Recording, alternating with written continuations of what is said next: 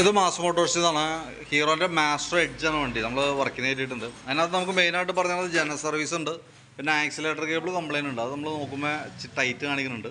പിന്നെ അതേപോലെ വണ്ടി സ്ലോ സ്പീഡിലൊക്കെ ഓടുന്ന സമയത്ത് നമുക്ക് ക്ലച്ച് സൈഡിൽ നിന്നുള്ള സൗണ്ട് വ്യത്യാസമുണ്ട്. അത് ചെറുതായിട്ട് കയറ്റ കയറുന്ന നേരത്തൊക്കെ ക്ലച്ചിൻ്റെ ഭാഗത്ത് നിന്ന് ചെറിയൊരു സൗണ്ട് വേരിയേഷൻ ഉണ്ട്. പിന്നെ എൻജിൻ ഓയിൽ ചെക്ക് ചെയ്തിട്ട് മാറ്റാം, മൈലേജ് ട്യൂണിങ്, പിന്നെ ഹാൻഡിലിൻ്റെ ആ റിയർ കവർ, ആ മീറ്ററിനോട് ചേർന്ന് വരുന്ന ആ കവറ് പോളിഷ് ചെയ്യാൻ പറ്റുമോ എന്നുള്ള ദിവസം ചോദിച്ചാൽ അത് പോളിഷ് ചെയ്താൽ അത് ക്ലിയർ ആവില്ല. അത് നമുക്ക് നമ്മുടെ കയ്യിലായിട്ട് സ്റ്റോക്ക് ഇല്ലാത്തതുകൊണ്ട് നമുക്ക് ആ പീസ് മാത്രമായിട്ട് മേടിക്കാനായിട്ട് കിട്ടും ബാക്കിലത്തെ. അപ്പോൾ അത് മേടിച്ച് മാറ്റി പുതിയത് സെറ്റ് ചെയ്യണമാണ് നല്ലത്. കാരണം അത് പോളിഷ് ചെയ്താൽ അത് ക്ലിയർ ആയിട്ട് കിട്ടാറില്ല സാധാരണ. നമ്മളതിൻ്റെ ബാക്കിലത്തെ വീലിൻ്റെ ഭാഗം കൂടി നമ്മൾ അഴിച്ച് ചെക്ക് ചെയ്യുന്നുണ്ട്. ബ്രേക്ക് ലൈൻഡറൊക്കെ നമ്മളൊന്ന് ക്ലീൻ ചെയ്യാൻ വേണ്ടി അയച്ചാണ്. നമുക്ക് നമ്മൾ കിടക്കുന്നത് കമ്പനി ലൈൻഡറാണ്, ഒറിജിനൽ ലൈൻഡറാണ് നമുക്ക് കിടക്കണേ. അത്യാവശ്യം ഉപയോഗിക്കാനും ഉണ്ട്. അപ്പോൾ നമുക്ക് ആ ബ്രേക്കിൻ്റെ ക്യാമൊക്കെ ഒന്ന് അഴിച്ച് ഗ്രീസ് ചെയ്തിട്ട് നമുക്ക് റീസെറ്റ് ചെയ്യാവുന്നുള്ളൂ. പിന്നെ അതേപോലെ നമുക്കതിൻ്റെ ഈ ബാക്ക് വീല് പിടിപ്പിക്കുന്ന ആക്സിലിൻ്റെ ബെയറിങ്ങിൻ്റെ പ്ലേക്ക് നമ്മൾ ചെക്ക് ചെയ്യുന്നില്ല, വേറെ കുഴപ്പമൊന്നുമില്ല. ബാക്കിലത്തെ ടയറിൻ്റെ കണ്ടീഷൻ നോക്കി, ടയറൊക്കെ അത്യാവശ്യം കട്ട ഉണ്ട് ഉപയോഗിക്കാനായിട്ട്. അതേപോലെ തന്നെ നമുക്ക് ഹബിൻ്റെ ഭാഗത്തും വേറെ പറയത്ത കംപ്ലയിൻ്റ് ഒന്നുമില്ല കേട്ടോ. പിന്നെ നമ്മളതിൻ്റെ air filter clutch side check ചെയ്യുന്നുണ്ട്. എയർ ഫിൽറ്ററൊക്കെ നമ്മൾ ക്ലീൻ ചെയ്യാൻ വേണ്ടി അയച്ചാണ്. നല്ല ഫിൽറ്ററാണ്, കമ്പനി ഫിൽറ്ററാണ്, ഹീറോൻ്റെ ഒറിജിനൽ ഫിൽറ്ററാണ്. നമുക്ക് ജസ്റ്റ് ഒന്ന് ക്ലീൻ ചെയ്ത് റീസെറ്റ് ചെയ്താൽ മതി കേട്ടോ. ഒന്ന് എയർ അടിച്ച് ക്ലീൻ ആക്കാവുന്നുള്ളൂ. ആ ക്ലീൻ ചെയ്ത് നമുക്ക് റീസെറ്റ് ചെയ്തെടുക്കാം. പിന്നെ ആക്സിലേറ്റർ കേബിൾ കംപ്ലയിൻ്റ് ഉണ്ട്. അപ്പോൾ ആക്സിലേറ്റർ കേബിൾ നമ്മൾ ചേഞ്ച് ചെയ്തിടാം. ചോക്കിൻ്റെ കേബിൾ കുഴപ്പമൊന്നുമില്ല. കാർബറേറ്റർ ഫുള്ളായിട്ടൊന്ന് അഴിച്ച് ക്ലീൻ ചെയ്യണേസ് പറഞ്ഞിട്ടുണ്ട്. മൈലേജും ഷോർട്ടുമായി ബന്ധപ്പെട്ട കംപ്ലയിൻ്റ് ആണ് പറഞ്ഞേക്കണത്. അപ്പോൾ നമ്മളത് ക്ലീൻ ചെയ്യാനായിട്ട് അഴിച്ചിട്ടുണ്ട്. മാക്സിമം നമുക്കത് ക്ലീൻ ചെയ്ത് ക്ലീനർ ഉപയോഗിച്ച് ക്ലീൻ ചെയ്ത് നമുക്ക് റീസെറ്റ് ചെയ്യാം. മെയിനായിട്ട് നമുക്ക് ഈ കാർബറേറ്ററിൻ്റെ കേസ് വരുമ്പോഴത്തേക്ക് ഉള്ള പ്രോബ്ലം എന്ന് വെച്ചാൽ ഇപ്പോഴത്തെ പെട്രോൾ അത്ര നല്ല പെർഫെക്റ്റ് പെട്രോൾ എന്ന് പറയാൻ പറ്റില്ല. കാരണം എത്തനോൾ ബ്ലെൻഡ് ചെയ്തിട്ടുള്ള പെട്രോളാണ് ഇപ്പോൾ നമുക്ക് ഉപയോഗിക്കാൻ കിട്ടണേ. അപ്പോൾ അതിൻ്റേതായിട്ടുള്ള പ്രോബ്ലംസ് ഒരുപാടുണ്ട് നമുക്ക്.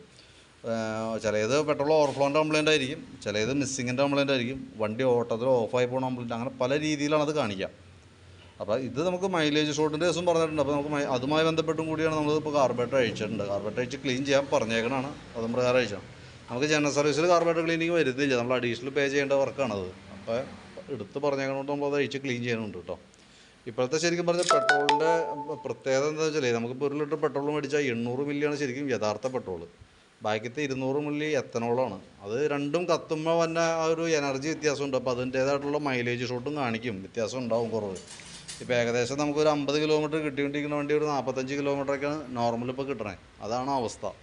അപ്പോൾ അതും മൈലേജ് ഷോട്ടിനൊരു കാരണമാണ് കേട്ടോ. അപ്പോൾ അതുകൂടി ഒന്ന് ശ്രദ്ധിച്ചേക്കാം. എന്നാലും മാക്സിമം നമ്മളത് ക്ലിയർ ചെയ്യാവുന്ന രീതിയിലേക്ക് സെറ്റാക്കിയിട്ടേക്കാം. പിന്നെ അതേപോലെ നമ്മളതിൻ്റെ ക്ലച്ചിൻ്റെ ഭാഗം ചെക്ക് ചെയ്യുന്നുണ്ട്.